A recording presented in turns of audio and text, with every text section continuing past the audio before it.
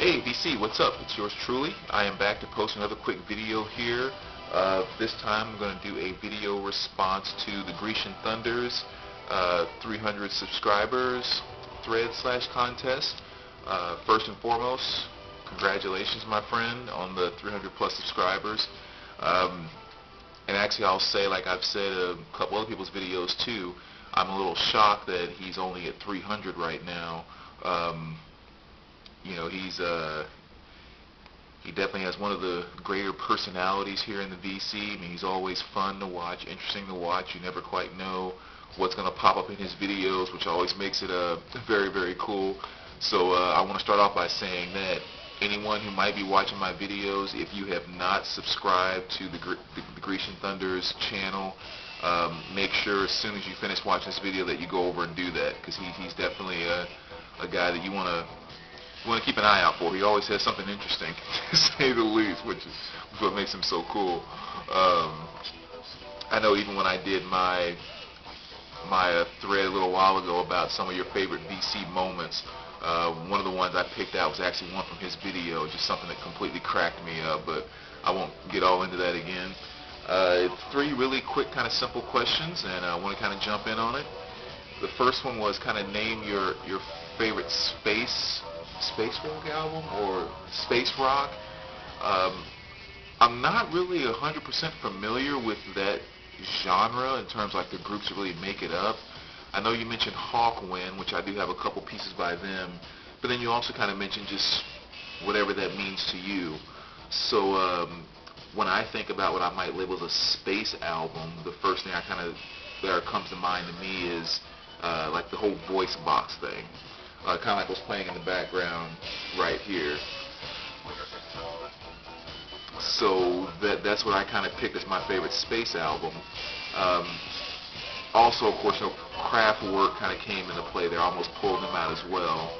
But I ended up going with this one, which is Neil Young's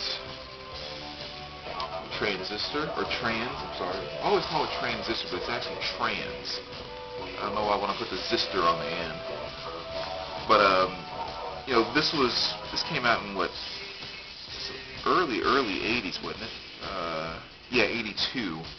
And this was kind of when Neil was experimenting with his, you know, voice box stuff you kind of hear in the background. And of course, one of my favorite songs by him is on here, which is Sample and Hold. And I've told that story before about what that song did to me as a kid. Still does me to this day. But that's kind of what I think about when I think about, you know, space rock, so to speak. I always think about the more electronic voice box type stuff, and Neil really kind of experimented with that on this album. So that'd be my choice for favorite space rock album. Second question was, what's that question? On Brain Dead. Oh, your favorite song to walk to. I don't know, kind of a good question. I picked the one that came to mind, I should say.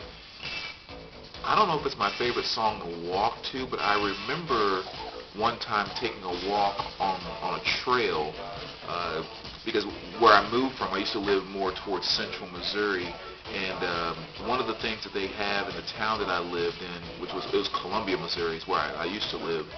And one of the nice things they had there was there's a really, really good trail kind of system that they have there.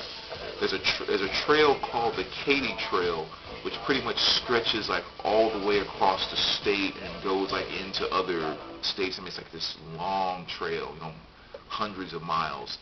But as it goes through the city of Columbia, there's a bunch of trails that have been built to branch off of that goes into all the different areas of the city or whatever. So there's all these different areas where you can just hop on this trail, and it's just this, you know, really nice paths that go out all over the place. And so, like, literally, especially when the spring kicks in, there are thousands of people every day out there on those trails, and there's so much of it that it's not like it gets overcrowded or anything, because there's literally, like I said, hundreds of miles of it all over the place. And it gets cool too, because you don't have to get on the same spot. You know, one day you might drive over to the other side of town and get on it at this spot. Another time you might go to this side of town and get on at this spot. Another time you might take the left fork instead of the right fork, and there's a bunch of miles of it that runs all along the river. So anyway, I'm getting way off. I'm just trying to give you an idea just about how great this trail system is they have. Most of it's covered too. So anyway, I used to spend a lot of time out there, sometimes walking, sometimes biking, sometimes running. But I remember this one evening in particular, it was kind of towards the fall, and I was having a little bit of a rough day or whatever, and I remember going out and just decided to walk. I wasn't going to really exercise or anything, but just kind of take a stroll.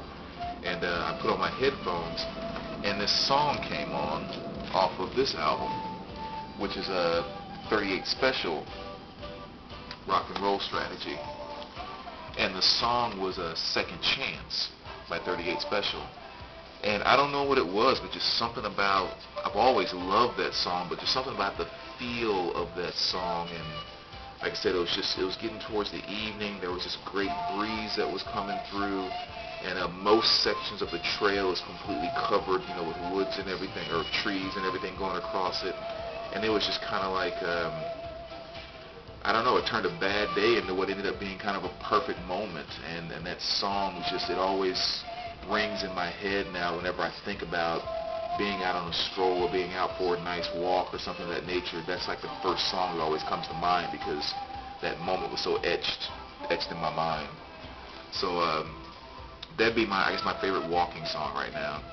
Really is a good song too. I mean, I love the story that's told in the song as well, which is basically about this guy who cheated on his girlfriend or whatever. Now he's trying to get a second chance, like he's begging and pleading for a second chance. But just the way he's talking about how he's feeling inside, the thoughts that that it's just a really good storyline in that song. I love it. But that'd be my favorite walking song. A lot of yapping for 38 Special, huh? But anyway, and then the bonus, which was the Sinister song. Like he said, if someone killed someone in your family or something, and you were taking out revenge, and you were going to kill them without getting in trouble or whatever, what would be like? I guess the way I thought about it, what would be like the theme song for that moment in time or whatever. And what I came up with was Marilyn Manson, and the song I thought about was a Dope Show. I don't know. I mean, there's harder, crazy stuff out there. Like, you can always pull something like Cannibal Corpse or something like that, or maybe even like Napalm Death. That would just be like overly aggressive type stuff.